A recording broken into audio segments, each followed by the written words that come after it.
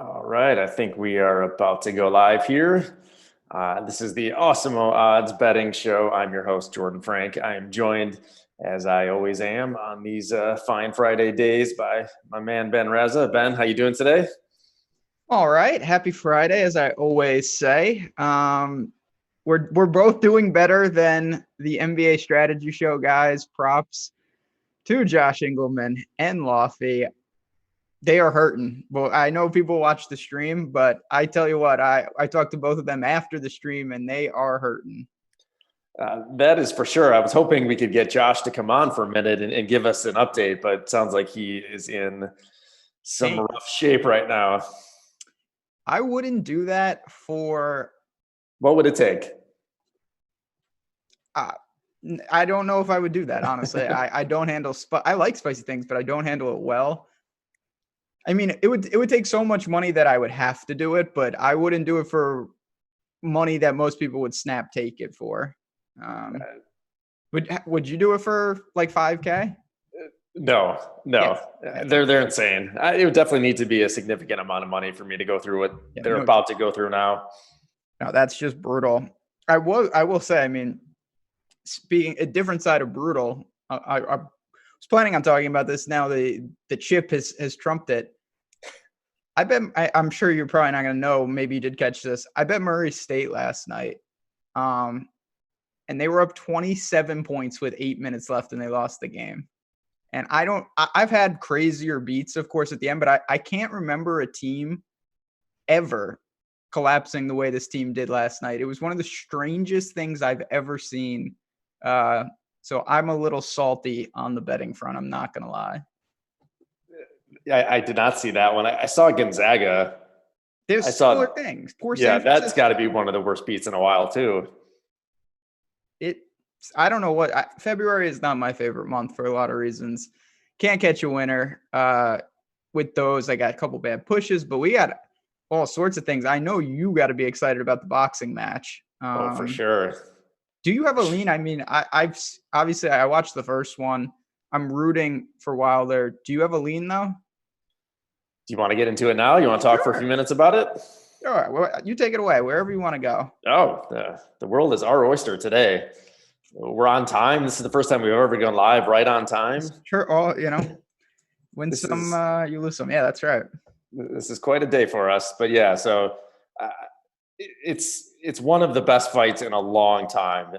I'll start with that. These two are both generational type fighters. You don't see these kind of matchups in boxing, and certainly not in the heavyweight division. It's been forever since we've had a fight this balanced and between this two caliber of fighters. Like honestly, I don't even know. I mean, it's really like Tyson Holyfield, and even that, like you could argue Tyson was already on the other side of his career Yeah. at that point. Um, have you seen? You said you saw the original fight. Have you seen any other fights with these two guys? Not really.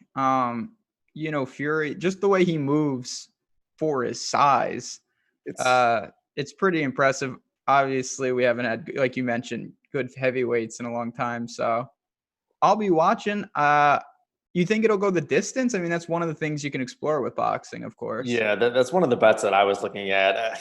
So my lean is Wilder. So I think if you Yes. think Wilder is going to win, it's probably unlikely it's going to go the full 12. I mean, what you see from him is his right hand is the most powerful punch we like maybe ever seen. I mean, it's right up there with Tyson. And there's been a few fights recently, especially against Ortiz, where he was down 5 or 6 rounds easily, and then all of a sudden he just finds an opening and the fight's over. I mean, he could hit you once and this fight is over. Now, the crazy thing is that he actually knocked down Fury twice, including in the 12th with a pretty solid right hand, and Fury got up. He's like the only guy who's ever really gotten up from like a direct hit from Wilder. I don't know. It's fascinating on so many levels. Like I think we could break it down for a long time, but I mean, to me, I'm going to lean Wilder. I don't like that Fury changed his trainer. He's kind of feels like he's changing his strategy a little bit, at least from what we can gather. I mean, Yeah. it's hard to really know. But this fight, I mean, I don't know what you're seeing, but it's basically a pick 'em. Like it's minus 110 both sides. Yeah, that's really rare in boxing as well. Never happens in boxing, and Um, never for a fight of this magnitude. I mean, it's It's incredible. I mean, I'm pumped to watch it. I'm going to be rooting for Wilder, but Fury, if you haven't seen him fight before, man, he is such a unique He is. guy. He will be taunting the whole time. He does these crazy, maneuvers you'll never see again in boxing. It's something else. It's really exciting. Do you have any leans? Not really. I mean, like I said, I'm rooting for Wilder. Uh, there's two sides of the coin. Some people are saying that, Fury kind of figured some things out after the first fight, and that may be why he's changed up a lot of things. And then on the other side, I in a vacuum, I don't like the thought of that. Um, Credit to him after, most people would have been down for the count. After that, he stabilized quickly. He did. So And I think I'm in the majority in that most people thought he should have won the fight. mhm. So to Yeah, I then did. change your entire strategy, to me, doesn't make a lot of sense. Like I would just, if I were him, and obviously I'm not, uh, that goes without saying. I'm certainly not 6'9". God only knows what he's going to weigh in at tomorrow or today, actually. I mean, he's an absolute beast. Big Did you boy. see actually? I think this is the first time this has ever happened, but the Nevada Gaming Commission Yeah, actually stepped in and said you can't do the face-off today during the weigh-in. I saw that. I saw that going across. I was watching SportsCenter this morning, and I saw that. But It's a it bummer. no, I it always is a like that. bummer. But this is a fight. I know boxing's not on the forefront, and we'll get into the It DFS should sports. be. This should be. This is a truly. I can't remember. Even the Klitschko's, like, I don't know. I never was really drawn to them. These guys are somewhat charismatic, and that's what you need in boxing. Yeah, for sure. And Fury beat Klitschko. He was like one of the only guys to ever beat either brother, essentially. And that's kind of how he made his claim to fame. And Klitschko's always fought in Europe and elsewhere. It was just hard to really build it up. And we talked, it was a month ago that Joshua Ruiz fight. That was in Saudi Arabia. This is in Vegas. This is where it should be. Yep. It's fight weekend. Have you ever been to Vegas for a fight weekend? Yeah, I was there. Well, I mean, you could debate if this was a fight. I was there for McGregor and Mayweather. Well, I mean, the actual fight, no, but the atmosphere, I'm sure, Oh, it was was out of incredible. control. Yeah, it was. It was one of the crazy. I've never been to Vegas for like March Madness. It was the most hyped I've seen Vegas Yeah. in the many times I've been there. The fight weekends in Vegas are a unique. Even I've been for March Madness and the Super Bowl. Like those are crazy, but a fight weekend truly brings characters like you just don't see anywhere else, and like the energy. Oh, there were characters. Oh yeah, I'm sure. So I was there that weekend too, and I was there for Pacquiao Mayweather, which again, not a great fight, but the weekend.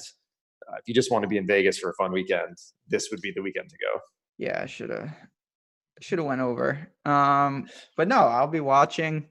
We got on the golf scene. They're about to tee off basically in Chapultepec in Mexico. I know I had some people ask me about some matchups. You want to get into that next? Yeah.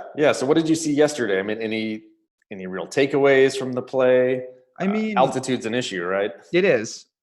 Yeah, it's a weird course. It plays super short, but guys make big numbers. You see just a lot of, when you're looking at shot tracker, you don't understand because you're like, all right, the guy drove at 360. He's got 80 yards left, and now he's 30 yards from the green after his second shot. And that happens at this course. You see some ridiculous putting splits. Benny on, and I know he's a bad putter, but he lost 6.38 strokes putting yesterday. That's impressive. That's almost impossible. I mean, on the first hole, he drove the green on the par 4. He had a 20-foot putt for eagle, and he bogeyed. So that's the classic 4 putt. He 3-putted from 3 feet. On the other side, Bubba gained 5.5 strokes putting. Usti was up there. I know they both led the field in strokes gained putting. I like Usti against Bubba head to head today. I think that's one of the matchups I look to. You can naturally you can buy low on the putters, but it doesn't mean that if you putt bad in round 1, you just automatically putt good in round 2, and it normalizes immediately. So it's not as simple as just flipping the script from yesterday. What was your thoughts on Usti coming into this tournament? Because he hadn't played in at least a few weeks, if not longer. I can't remember. I know he didn't play at Riviera. Did you like him coming into this? He was in the DFS space. It was a little tough because he's perpetually overpriced. But at the same time, he's always under-owned, and those things obviously kind of correlate. I didn't mind him. I have some exposure. I like Bryson Moore, who was $100 more. And these guys are all up there. They all had really good starts. We'll see. It's a long tournament. When you get 72 holes, I mean, I know like someone like DJ coffined himself, but like for me, just to jump to like the outrights, someone like Tommy Fleetwood, he didn't get off to the best start, but he posted 1 under. Like he's still 25, 30 to 1 out there. Decky 2 under. Guys like that are, they had a fine round, uneventful. They still have 54 holes to make a move. I know it seems like Rory's got it won. Yeah. But it's not over just yet. Yeah, exactly. I mean, I kind of thought last weekend was going to be Rory's So crowning of that tournament, and you saw how quickly he fell off. So, he's up, 2 strokes going into today over a few guys. Yeah. And just to talk about that, I know there was a cut, but we went on the show Friday and we were talking about some guys. Bryson came up, and Decky, he was about to get cut. He made it on the number, and look where he ended up. And that just shows you can make up, plenty of strokes at these courses, no problem. So I definitely will look to guys like that. Gonna probably buy against Bubba and Ty Hatton in particular in the head-to-head market today. Those are 2 guys that I really am not there with. I will say Hatton struck it great yesterday. I just worry about his wrist. We'll see. Maybe it's fine, but first tournament after wrist surgery always freaks me out. Yeah, I would agree with that. Is there anybody, because there's no cut, is there anybody in the outright market that you're looking at who's more of a long shot? And because there's no cut, maybe you would take a look at somebody because they don't have to make up a ton of ground today. They have 3 days to do it. Like you're talking about Decky last week, had to make that miraculous birdie to make the cut on the number. Are you more apt to look at somebody lower down because there's no cut? Yeah, oh, definitely. I mean, it's tough because the books still, they're not going to get crazy. Like my first thought was someone like Rahm. He's 1 over, but he's still 40 to 1, which is a fine number. But to me, like I'd rather go to someone like Bernd Wiesberger. He's 100 to 1. He's 1 under. That's a good player. He's a European. Someone like that who has a little more.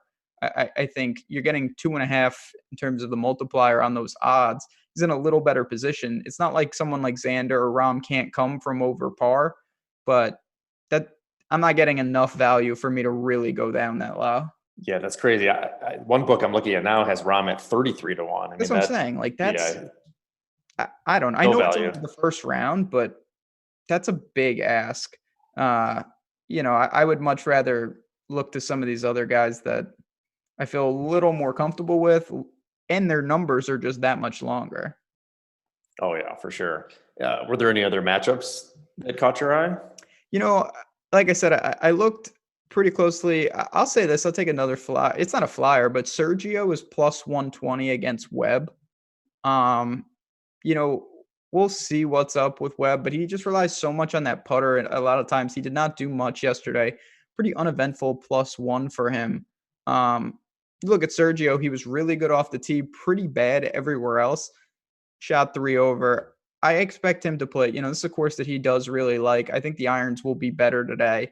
Plus money on that, for me, 50-50 at best. I actually kind of lean Sergio just in terms of percentage to win that head-to-head. So I'm going to take the plus 120 with Sergio. Yeah, I like that side. Have you been messing around with Puerto Rico at all? Not really. Of course, Grillo is, as Chap pointed out, your boy, just dominating. Him and Kyle Stanley. Of course he is. If I had more time, and listen, I don't think there's anything wrong with, you got to prioritize stuff. Like, I think there's a lot of value over there if you took the time to dig. I just didn't. So I don't have a ton to say on it. Obviously, it's a lesser field, a lot of guys who are not household names, and a totally different course to break down. I know you appreciated when I sent you that photo of Grillo up close and personal. That was fantastic. Yeah, I mean, you obviously got to see him. The only, if you go to watch Grillo, you got to be there Thursday or Friday, obviously. For sure. Unfortunately, but that's how it works. It really is. Yeah, tough times for my favorite Argentinian. What a bummer. Boy. What a bummer. All right, cool. So, I don't know. I mean, there's a lot that we could talk about. Do you want to You want to do a quick recap of last Yeah. weekend? We did the show and we talked about All-Star Weekend and all the rule changes. Did you catch any of Saturday or Sunday? Like, what were your thoughts Yeah, on of course. This rules? is why, like I said, I'm in a salty mood because if you watched the show last week, what did I say? I said Buddy healed. Then I didn't bet him. How that happened, it was a string of just like ridiculous things in my life to not pay attention. The 3-point shootout starts. I turned to May and I said, watch, here it comes. And I just was one of those, you got to be kidding me. Like I didn't have a strong lean. I picked the flyer, happened to Yeah, have it. I didn't like that stupid green ball. I thought it was dumb. Um, the dunk contest is broken. Aaron Gordon should have 2, obviously, and he yeah. has 0. That guy does dunks that are insane. I really don't understand how he lost, even though the other guy was great, no doubt about it. Did you watch? Yeah. I watched Saturday and then I saw fourth quarter, which is all I needed to see for the game, the actual All-Star game. But yeah, I mean, I agree. Even last week, I was saying the 3-point contest was great. We didn't need to change the rules. It's one of these things was already in my mind just perfect. Like, why do we need to mess around with this 3-point ball and totally just skew how this contest is going to work? I didn't even like when they actually added in the 2-point rack. Like, I thought, let's just keep it at 1. Like, why do we need to continually Yeah. change the rules?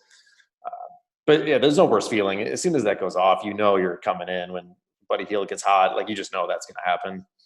It was that was awful. Yeah, It just felt pretty. It's just stupid because it just ups the variance even more. There were guys, and it's like they're making a bunch of shots, but they miss their money balls. They're missing the green balls. You can't make up those points. It's impossible. yeah, Yeah, it was just.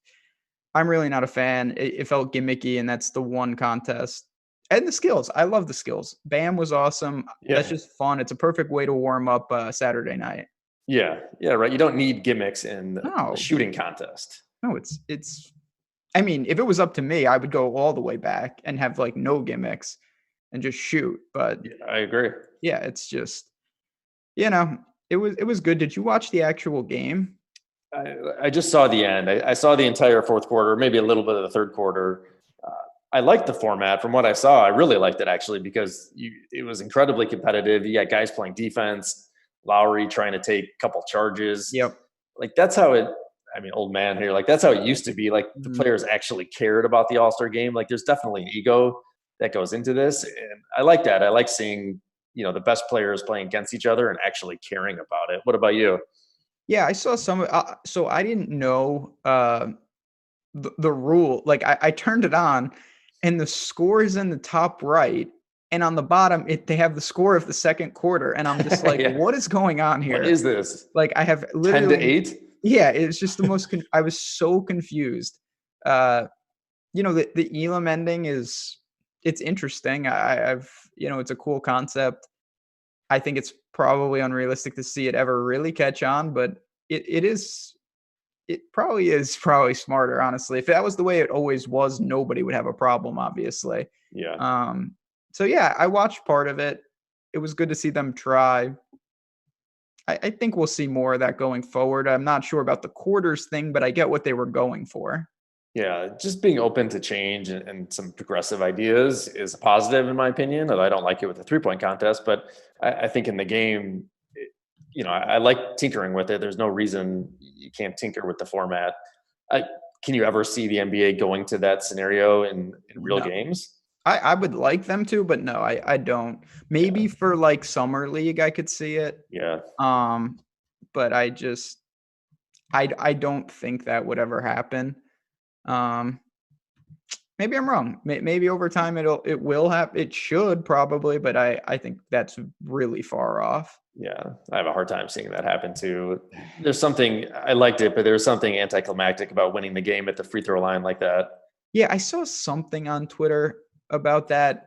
I think it might have been Harala Bob saying like you could have it where like the free throws like minus a point from the other team or something where it can't end on a free throw. But I mean, for me, it doesn't bother me. Like I don't care how it ends. That climactic or not, just end it. Like Yeah. Murray State could have used the Elam ending last night. I would have been just fine if they played that. They still somehow would have lost. But yeah, it's a cool concept that I think they should explore a little more. Yeah. Yeah, for sure. No, it was fun. I actually enjoyed it for the first time in a long time. So that was definitely a win. We gave out a winner. Neither one of us bet it, but you gave out that Buddy Hield gold. It's Just the a worst bummer. feeling. Worst feeling. I really could have used it. Like I said, I had 2 games this week, and not that anyone cares about this, but this is another pet peeve of mine. I bet 2 games where and I was getting points, obviously, where the largest lead of the game was that number, and I pushed. Think about that. It's tough to do. Stupid. Like, are you kidding me? Long Beach State. No respect. Anyway, that's neither here nor there. It all comes out in the wash. I've been looking, the NBA, this is the perfect time. Like, this is when I really start to take a look at, like, adding some positions for the playoffs. I don't have much. I don't know what to make of either side, honestly. The Sixers are a team I watched their game last night. They're all over the map. Yeah. Obviously the Bucks are just on a, demolition. They kill everybody right now. Do you feel like confident in how this is going to shake out at all?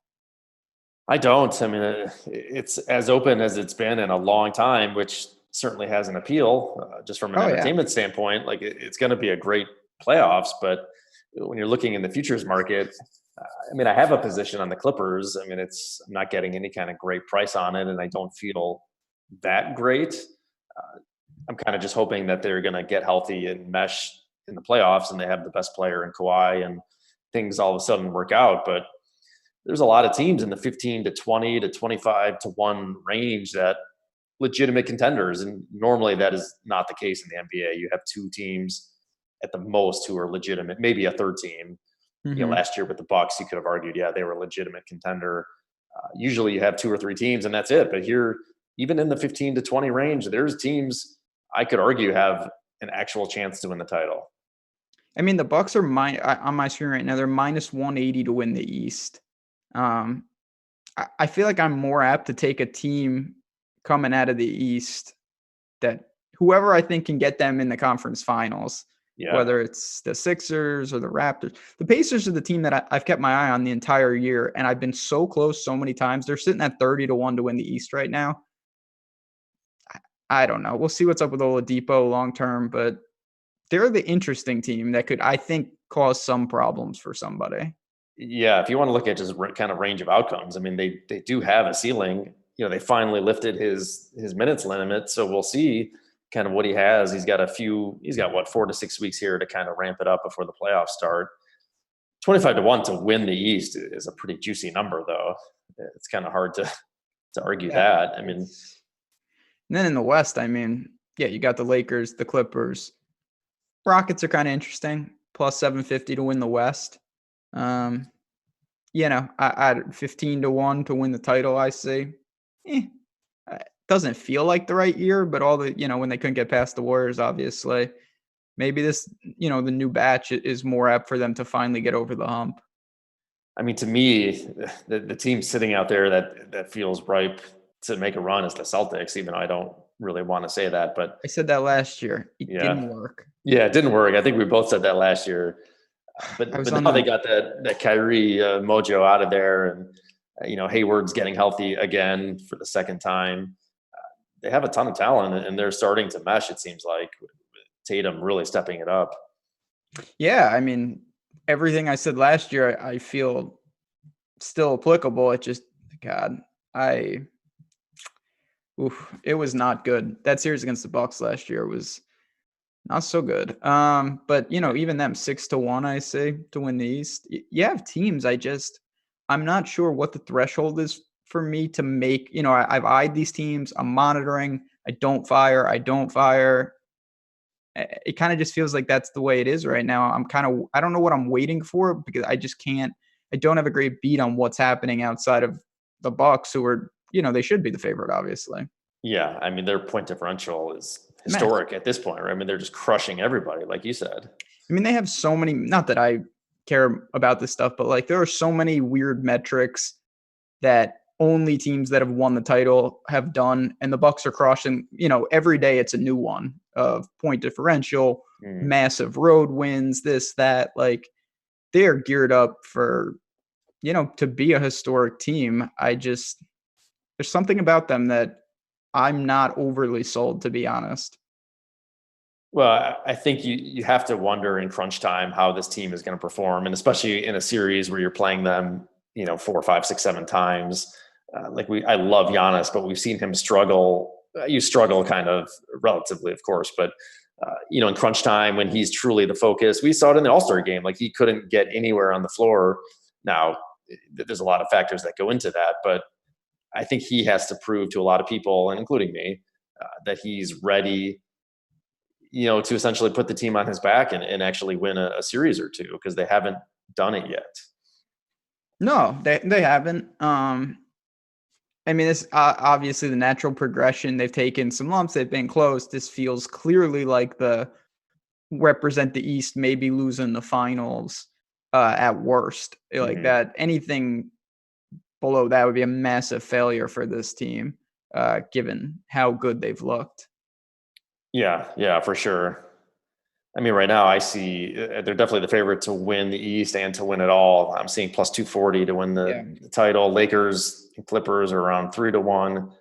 And then you get the big jump to the Rockets, Sixers, and then like the 20-1 range is you got Utah, Boston, Denver, Miami, Toronto. Like I said, all like really competitive, good teams. It's just so much deeper this year than we've seen in a long time. The NBA is a league where, like last year, and it took massive injuries. You just don't see a team come out of, and not that they came out of nowhere, but like it's just that doesn't happen. It doesn't. So it is hard. It's not like, in the obviously in college basketball, it's single elimination. I mean, you got teams, if they ran that tournament 50 times, you'd probably have 35, 40 winners. Like it doesn't mean much. It's just incredible high variance.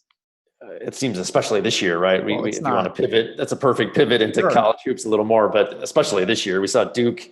We were talking about it yesterday, 2 nights ago, just get absolutely railroaded at NC State. I mean, there's just no clear-cut contender. Is there a favorite, I should say?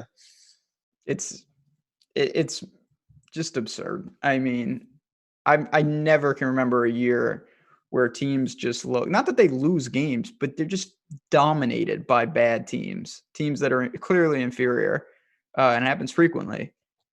And then there's Baylor, who, again, I'm not going to go on a huge tangent, but I've never felt so strongly that a team is not that good.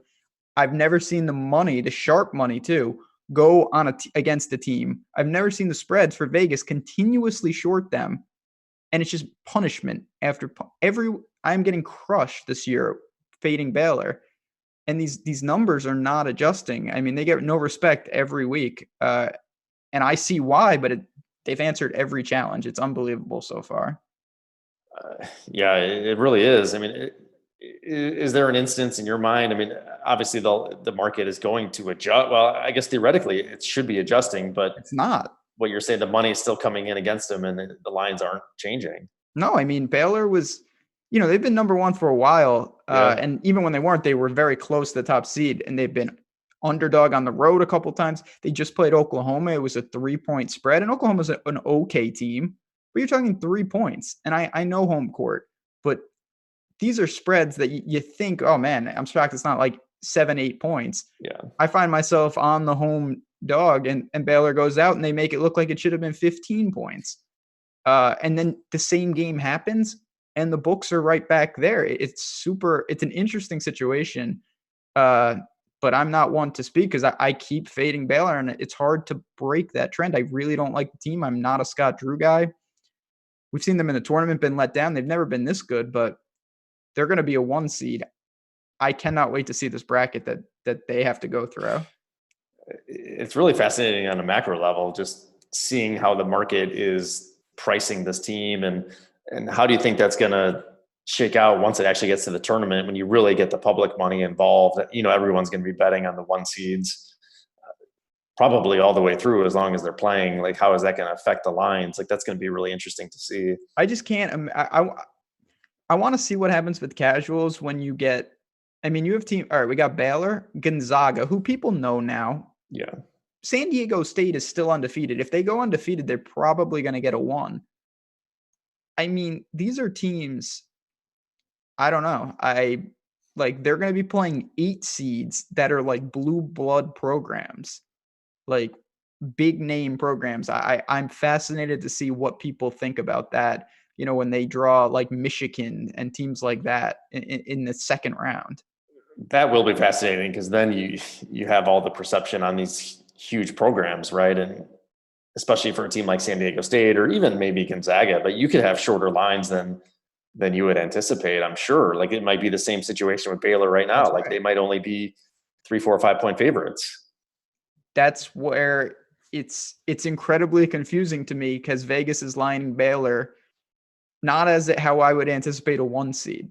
I just wouldn't. But then I think about the way these teams are, and the teams, Dayton. There's another team. I don't think they're gonna be a 1, but they're gonna probably be a 2 or a 3. I think people are gonna see Dayton, and in the second round when they're playing, like Iowa or Illinois or a decent team, it's going to be very interesting when Dayton's like a 4-point favorite in their second round game and how the public reacts to that.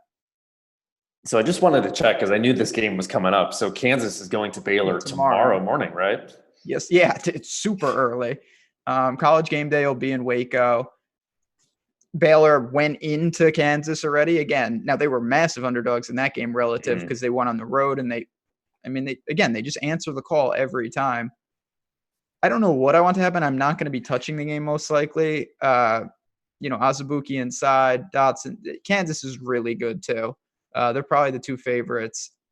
I almost want Baylor to win so I can just really lay my eggs in the basket more down the road, but we'll see what happens. What's the line? Do you have it in front of you? I'm trying to find it. I don't see one as of right now. Yeah, I haven't seen one.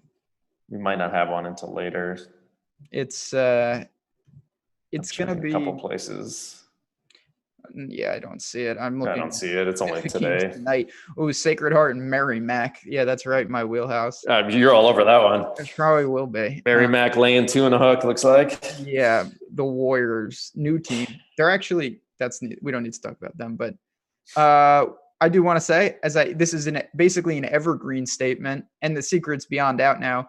The Ospreys last night, they went to Liberty, they lost, which was no surprise. To sweep Liberty would have been unbelievable, but they stayed inside the number. They were the number 1 team in the country against the spread this year. And I am proud to say that I was with them from the beginning, and I've been holding off, honestly. I should have just blindly bet them every game. Picking like 80% North Florida. It's unbelievable, hilarious run. 20-6 against the spread, I think, is what you sent me, which puts them at the top of the list of the country. I mean, it's an incredible run, and we talk about it every single week, and they just cover every single game. I want them to be in the tournament so badly because, they shoot more threes than anyone in the country, and that is if you're a big school, the last thing you want is to see a team like that, just because when you shoot that many threes, if you ever get hot, you're so dangerous. Like, it's just such a tough spot to be in, even though, of course, they're physically outmatched. Who are they playing this weekend? We should probably just send out an alert every time they're playing. I like to cash it myself before giving it out.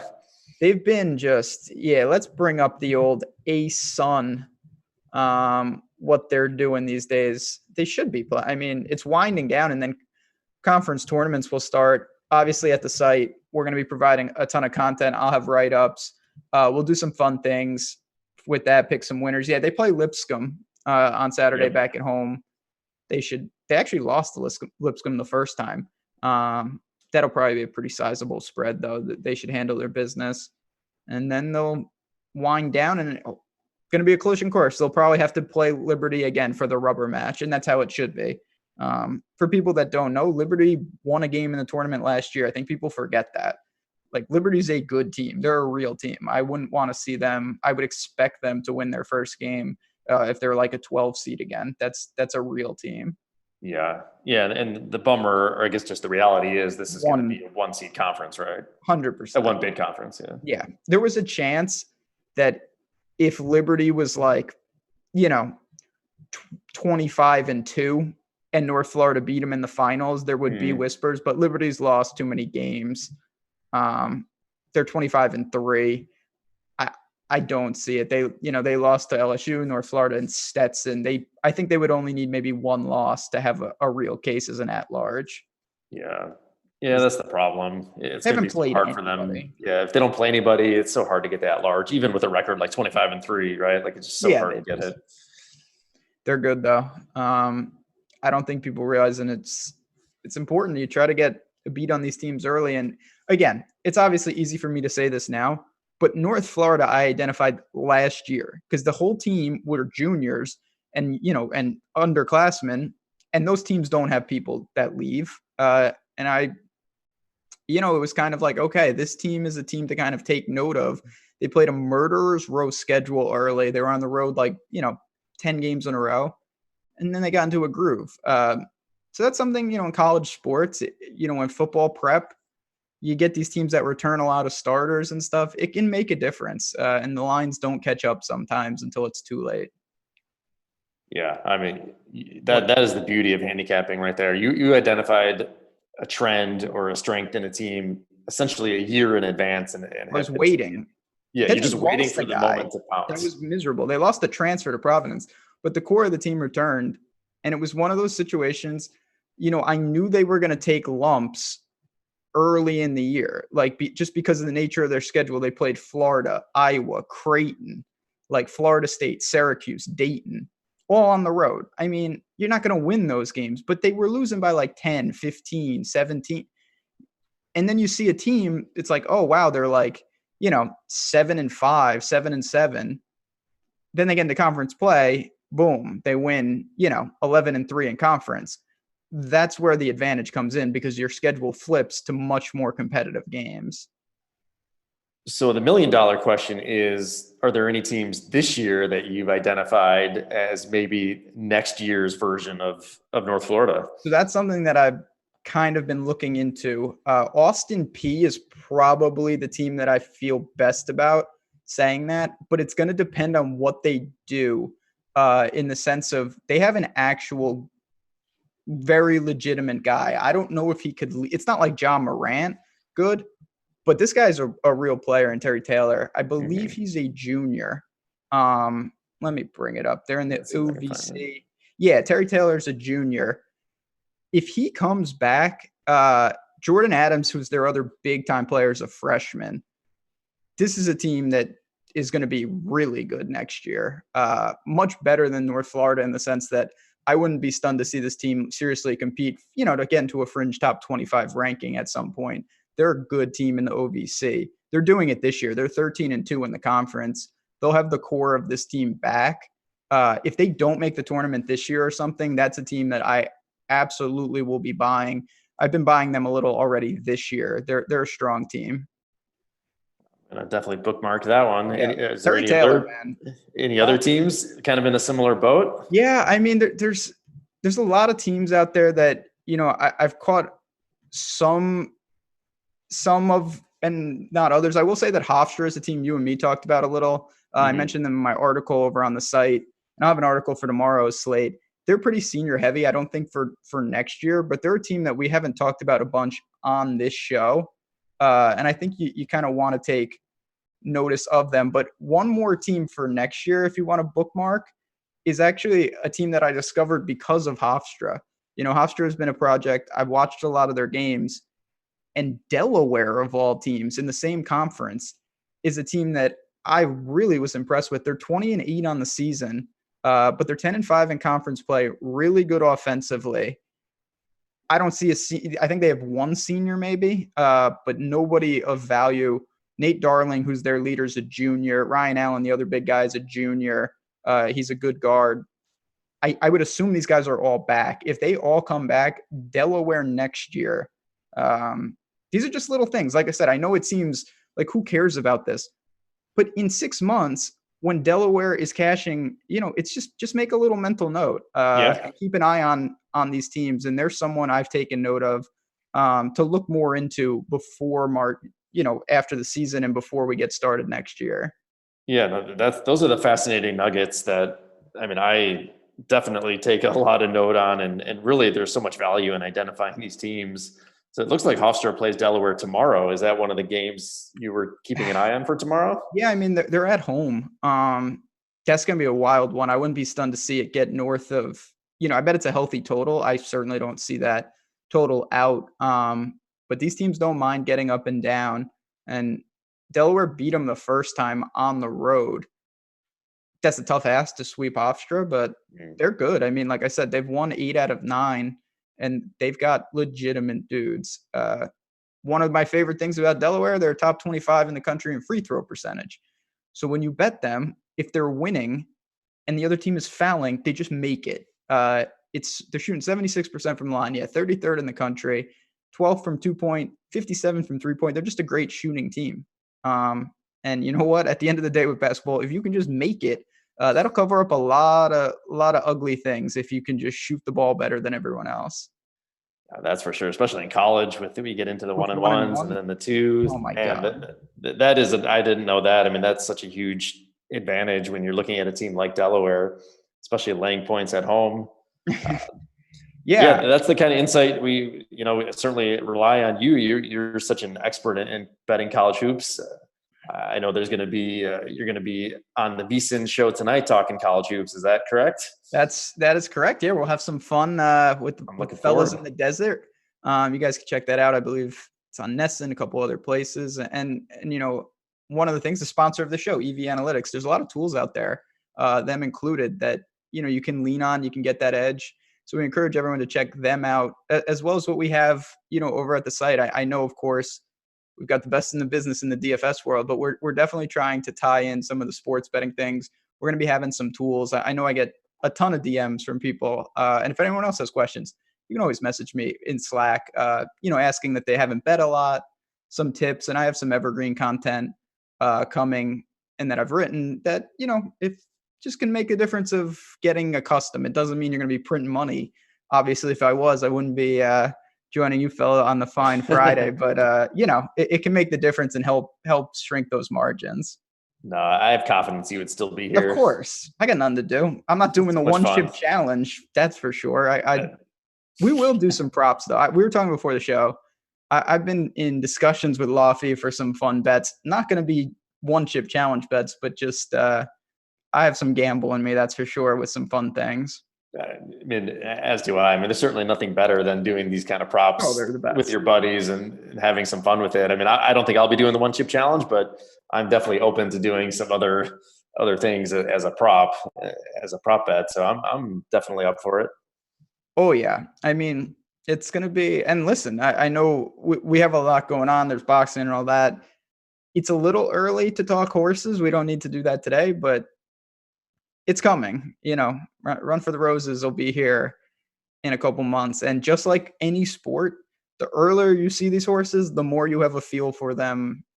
And that's how it goes. Like anything in any betting scenario, if you see things before the public does, it just makes you get a more complete picture. And sometimes you can identify this doesn't really make sense. And that's really the name of the game, is trying to see things earlier than everybody else. Yeah, that's for sure. How's my horse Nadal doing?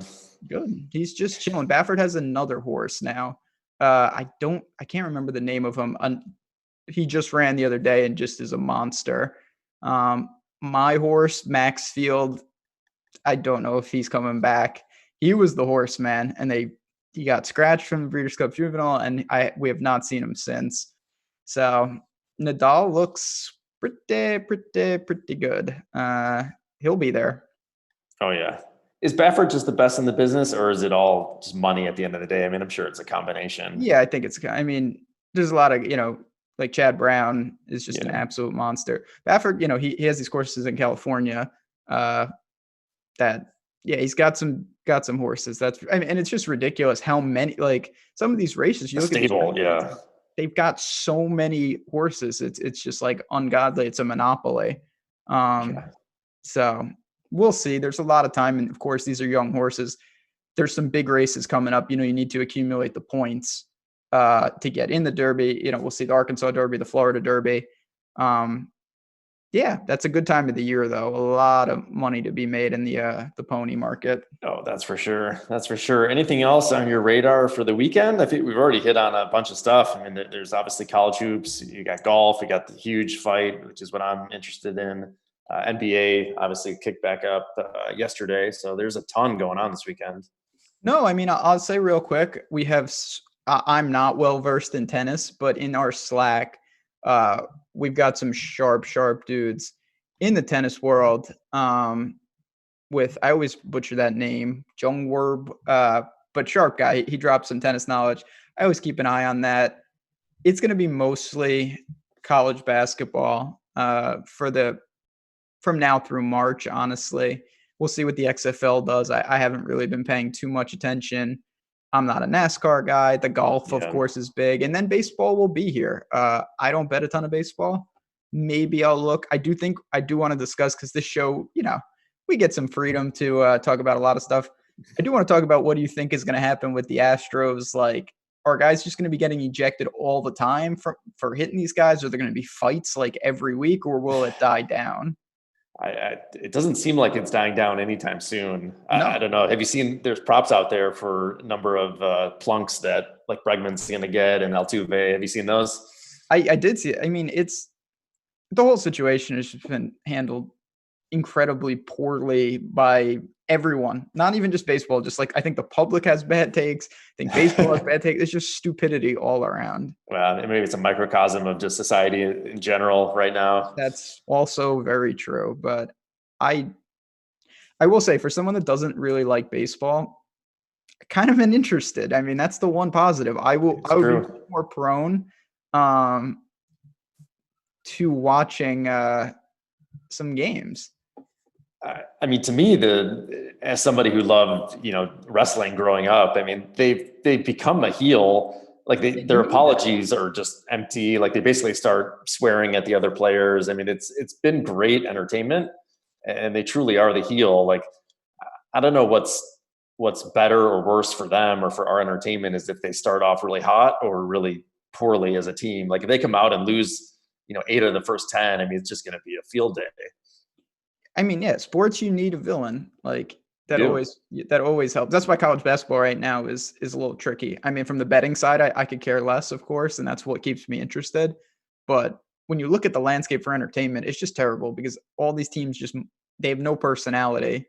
And it's hard to be like really excited unless you're just a fan of one of the teams. Yeah. Which, yeah, for sure. I'm not. I don't care. UMass is getting better, though. Don't sleep on UMass. In like 15 years, they're going to be all right. They're planting those seeds now for 15 years from now. Yep. Trey Mitchell's actually really good. Not that anyone cares, but anything else before we duck on out of here? We do have a XFL show, Spags, Sal Vetri, That's right. 2 p.m. Eastern. They've been killing it. They're just breaking down what you need. If you're playing, you should just watch that show, because they're literally doing all the work for you, and that's what they're there for. Yeah. Super useful. Yeah, if you're playing or betting these games, either way, stay tuned and listen to what they're talking about, because they are really diving deep, and certainly deeper than you or I have. We just haven't had. I mean, personally, I haven't had the bandwidth to really get into it, but those two guys are spending a ton of time. We have projections now on the site. Mm-hmm. We have ownership, so if you're in DFS or betting XFL, you got to stay tuned for that show. No doubt about it. Yeah, I think, like I said, I will have some content produced for tomorrow's. I'll be in Slack. We'll be ready to go. Like I said, slowly but surely, people. I know college basketball during the year can be a drag, but start dusting off the books, get into it a little bit before you don't want to come in cold. Like, if you're having fun with it, of course, but if you're really trying to be effective in conference tournament time and March Madness, just watch some of these games. Try to be in depth a little bit, so you have some feel before you see the teams in a tournament environment.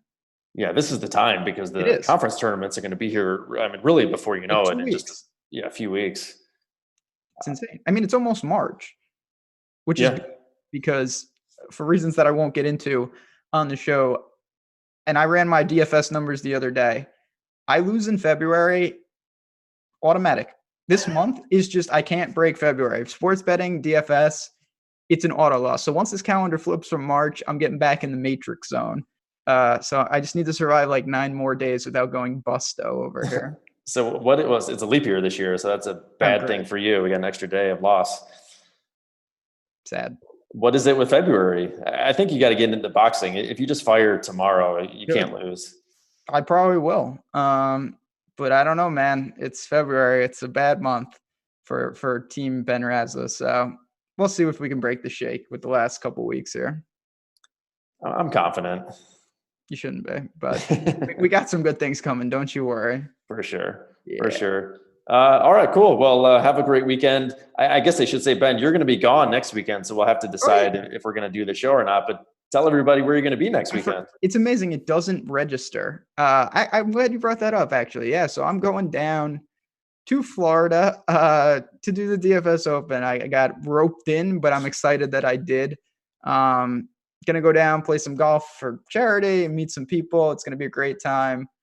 I don't golf, so I don't know how that's gonna go, to be honest. I at one time in my life was athletic, and at one time in my life I did golf, but I haven't picked up a club in a long time. So it could be pretty ugly out there, but I'm actually really excited to go get a little vacation before the madness starts. And it's for a good cause, like you said. Great I mean, cause. is there any way we can get some action on you or against you is the real question. So you kind of can, and I don't have the full details because I hopped on the show. But on Twitter, if you go to the DFS Open, someone much smarter than me assigned salaries, DraftKings style, to everyone. Oh, wow. So I believe you can do some things with that. I'll be posting some updates in Slack for how bad this goes. I just hope I don't injure myself. That's really going to be the bet, is am I going to hurt myself swinging the club? But I'm a much better Frisbee golfer than I am regular golfer. I'll touch it. Frisbee, I can throw quite far. That's my speed, not with the clubs. Well, as I'm looking at their Twitter handle, there is going to be a live leaderboard. So we got that much. I will do my best to represent. First of all, I'm right-handed, but I play golf left-handed. That's not a good start.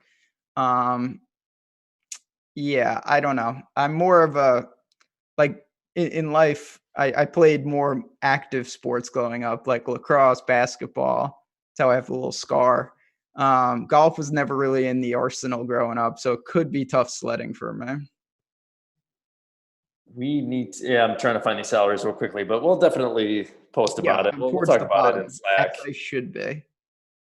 Yeah. So it's a really cool event for a good cause, like we said. So obviously, good luck, Ben. Hit him straight, as they say. Bring it home for us. I'm not going to be bringing anything home. Like I said, I just hope I don't critically injure myself. And hopefully this is a long-standing event. And if it is next year, I'll either be playing with you or the man behind the glass, pending he survived the chip.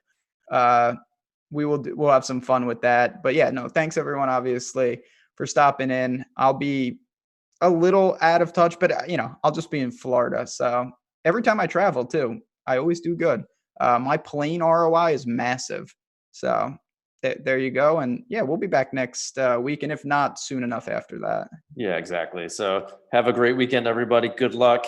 Make sure to check out that fight if you have any interest, because it's going to be spectacular. And we'll talk to you soon.